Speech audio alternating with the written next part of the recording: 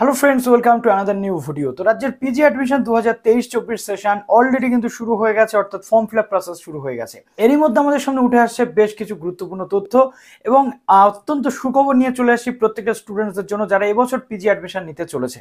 প্রথমত আমরা জানি যে রাজ্যের বিভিন্ন ইউনিভার্সিটিতে 1 সেপ্টেম্বর থেকে শুরু হয়ে গেছে ফর্ম ফিল আপ, এবং প্রত্যেকটা ক্যান্ডিডেটদের ফর্ম ফিল আপ করার আগে কিন্তু তাদের ব্যাকলগ সাবজেক্ট বা বিভিন্ন সাবজেক্টে আগে থেকেই পাস করে থাকতে হবে, বা রেজাল্ট অ্যাওয়েটিং থাকলে, শুধুমাত্র বলা হচ্ছে 6 সেমিস্টারের রেজাল্ট অ্যাওয়েটিং থাকলে তারা আবেদন করতে পারবে।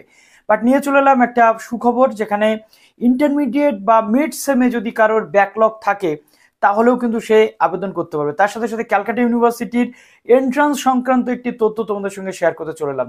যারা নতুন আছো এই চ্যানেলে, অবশ্যই চ্যানেলটিকে সাবস্ক্রাইব করে পাশে বেল আইকনটি ক্লিক করে দাও, যাতে সমস্ত তথ্যগুলো তোমরা টাইম টু টাইম এখান থেকে পেয়ে যাও। তো রাজ্যের প্রথম ইউনিভার্সিটি হিসেবে ক্যালকাটা ইউনিভার্সিটি কিন্তু একটা দুর্দান্ত সুযোগ করে দিল স্টুডেন্টসদের জন্য। ক্যালকাটা ইউনিভার্সিটির তরফ থেকে বেরিয়ে এসেছে নতুন নোটিশ, এবং প্লিজ ভিডিওটা লাইক এবং শেয়ার করে বন্ধুদের মাঝে শেয়ার করতে ভুলো না। প্রথমত বলা হচ্ছে যে it is notified general information all concern that the candidate passed in the 6th semester BA BSc BCom honours examination 2023 যারা 6 সেমিস্টার বা বিএ বিএসসি বিকম পাস করেছে অনার্স এক্সামিনেশন, 4th সেমিস্টারে যদি কারোর ব্যাকলগ থাকে এবং কেউ যদি 4th সেমিস্টার পরীক্ষা, অর্থাৎ এরকম হয় ফার্স্ট সেকেন্ড এবং থার্ড সেমিস্টারে পাস রয়েছে, 4th সেমিস্টারের ব্যাকলগ, 5th এবং 6th সেমিস্টারে সে পাস করেছে, সেক্ষেত্রেও তার যাতে সময়টা নষ্ট না হয় সেজন্য ক্যালকাটা ইউনিভার্সিটির পক্ষ থেকে নতুন নোটিফিকেশন জারি করে বলা হলো যে তারা M.A M.Sc M.Com এবং এগ্রিকালচার বা MCA বা 4 ইয়ার বিটেকের সেকেন্ড ইয়ার যে অ্যান্ড 4 ইয়ার বিটেকের যে ফর্ম ফিল আপ তারা কিন্তু করতে পারবে। At the time of selection for admission, such candidate should provide the final mark sheet। এবং একটা সুযোগ করে দেওয়া হলো যে তারা কিন্তু ফর্ম ফিল আপ করতে পারবে, সাবমিট করতে পারবে। যেহেতু 4th সেমিস্টার পরীক্ষা দিয়েছে, খুব শীঘ্রই 4th সেমিস্টারের যে রেজাল্ট সেটা পাবলিশ হতে চলেছে, বা পাবলিশিং এর সাথে সাথে যখন সিলেকশন হবে, অর্থাৎ অ্যাডমিশন প্রসেস যখন চলবে, অ্যাডমিশনের জন্য যখন তারা সিলেক্টেড হবে, তখন তাদের ফাইনাল মার্কশিট কিন্তু সাবমিট করতে বলা হচ্ছে ক্যালকাটা ইউনিভার্সিটির পক্ষ থেকে।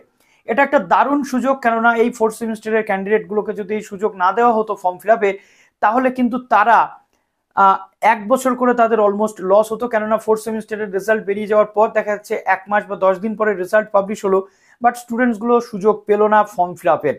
তো সেই কারণে ক্যালকাটা ইউনিভার্সিটির যে লক্ষ্য বা যে উদ্দেশ্য নিয়ে কাজটা করেছে তাকে আমরা সাধুবাদ জানাই, এবং রাজ্যের অন্যান্য ইউনিভার্সিটি যারা এই প্রসেস এখনো ফলো করছে না তাদের কাছে রিকোয়েস্ট, প্লিজ আপনারাও এই সুযোগটা দিন স্টুডেন্টসদের জন্য। অর্থাৎ 4th সেমে যাদের ব্যাকলগ রয়েছে, যারা অ্যাপিয়ার্ড হয়েছে এক্সামে, তারা ফর্ম ফিল আপ করতে পারছে রাজ্যের যে কোনো ইউনিভার্সিটি।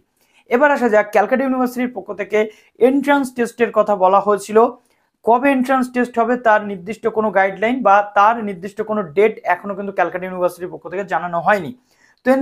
তো এন্ট্রান্স যারা আদার ইউনিভার্সিটি স্টুডেন্টসদের দিতে হয় পার্ট বি, তাদের জন্য বলি, ক্যালকাটা ইউনিভার্সিটি থেকে যারা পাস করেছো বিভিন্ন কলেজ থেকে, তাদের কিন্তু এন্ট্রান্স দিতে হবে না।